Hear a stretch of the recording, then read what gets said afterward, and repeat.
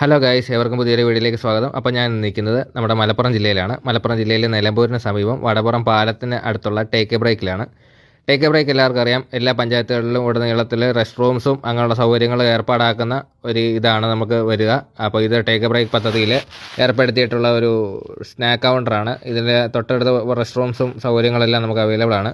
ഇതുവരെ സൈന എന്ന് പറഞ്ഞൊരു കടയാണ് ഇവിടെ തട്ടുകടയായിട്ട് നടക്കുക. ഇവിടെ നെയ്ച്ചോറ് അങ്ങനെയുള്ള കാര്യങ്ങളൊക്കെ ഉണ്ട്. നമ്മളൊരു ചായ കുടിച്ചു. ഒരുപാട് കടികളുണ്ട്. നല്ല തിരക്കായിരുന്നു.